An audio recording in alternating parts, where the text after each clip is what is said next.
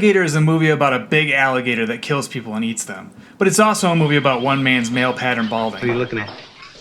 The patch on the back, the thinning of the front, you know what I mean? Same thing, you know?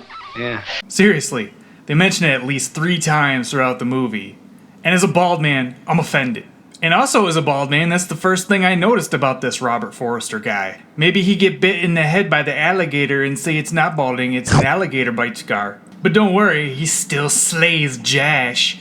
Just like me as well too. Josh. The movie starts off with the old alligator in the sewer trope, wherein a girl's pet alligator starts to outgrow its aquarium and is promptly flushed down the toilet by her comically angry father. At least that's how the urban myth goes. In this movie, it's hard to know why the dad is motivated to flush the alligator. Partly because the dad's insane yelling makes it hard to hear exactly what he's saying, We tell her we found it dead like we did with a hamster. and partly because there is a radio playing predominantly in the foreground saying something about the riots in Chicago and the Democratic National Convention. Disrupted the 1968 Democratic Convention, clashing. The dad can be heard saying something about, "That thing is accursed!" And then you see him flushing the alligator. You see a Band-Aid on his hand, and I guess he was bit by the thing, and combined with riots push him over the edge, and he also hates Democrats or something. Who knows? The whole thing is unnecessarily convoluted just for the sake of establishing motive to flush the pet. Just show him getting bitten, him getting pissed, and flushing the thing. It would have been easier to understand optically why he did what he did. By the way, the alligator's name is Ramon. You'll love living here, Ramon. It's so fun. Do you think if Ramon had a twin and they spoke in the third person, they would call themselves the Ramones? Pet shop. Holy shit. They made shirts for dogs all the way back in 80. Stapling. Shut the arm in the bag? Question mark? That shit ain't gonna stay fresh.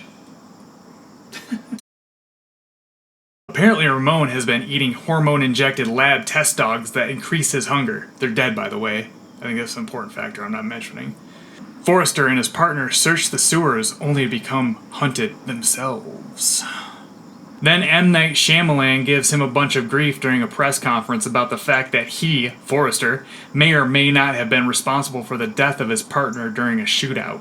Shyamalan soon catches wind of Forrester's second partner going missing during the gator hunt. He doesn't push the issue much further and decides to go into the sewer and do some investigating of his own. Ramon eats his ass, and his camera is found. On the roll, Ramon is alive and well, doing his camera thing. Oh, sorry, his carnage thing. Pun intended! The story is somehow released to the press with Shyamalan Hussein Obama's picture of the alligator front page.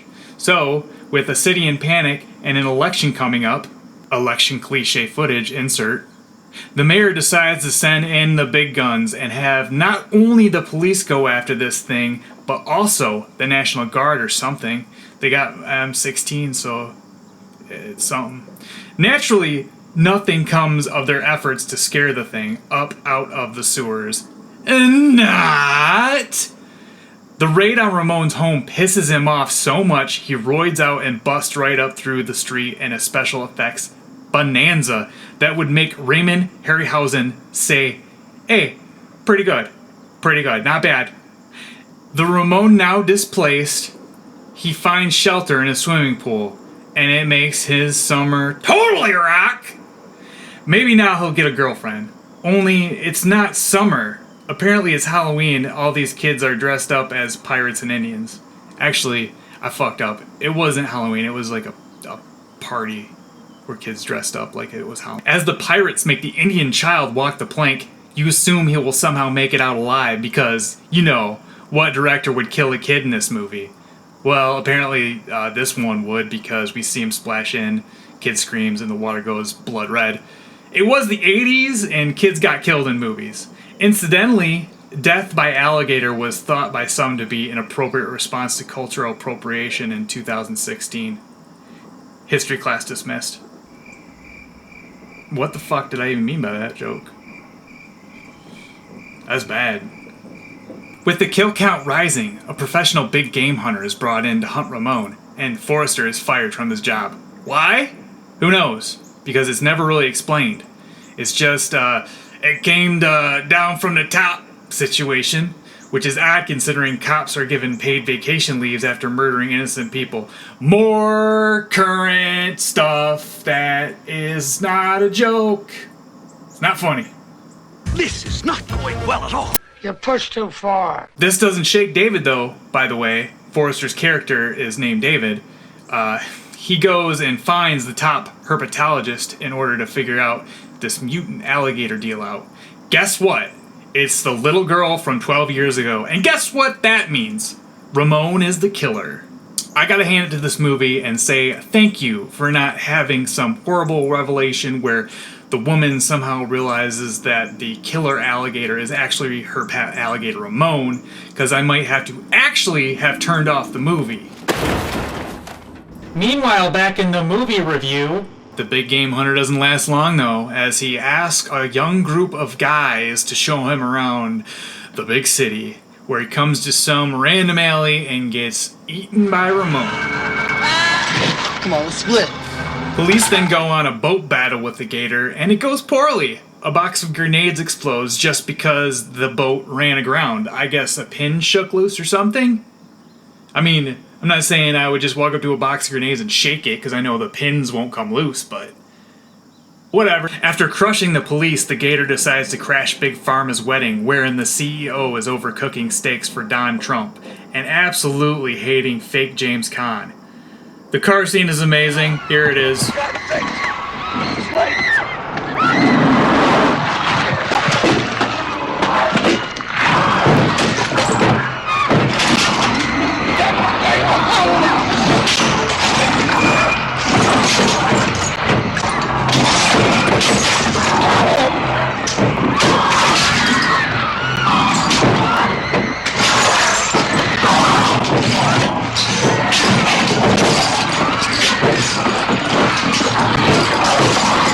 David and Kendall then show up. They show up at the wedding, but Ramon has made his escape through the nearby storm drain.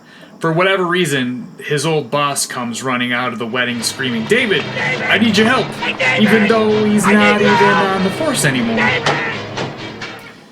They go back to Ramon's den, and David rigs a bomb and blows off Ramon's head. The movie ends with another bald joke. Your mother would go for something like that? Yeah, she might. She goes for that, increasingly high forehead look. I think it runs in the family. Yeah.